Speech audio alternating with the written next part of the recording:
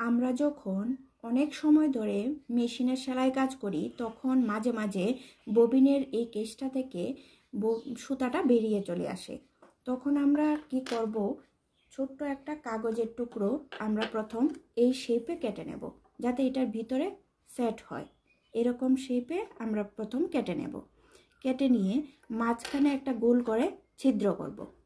আর লক্ষ্য রাখতে হবে এই কাগজটা যাতে একদম হালকা না হয়।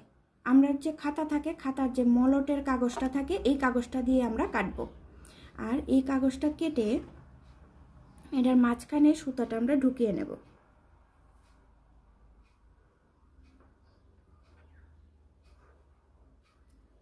এইভাবে সুতাটা ঢুকিয়ে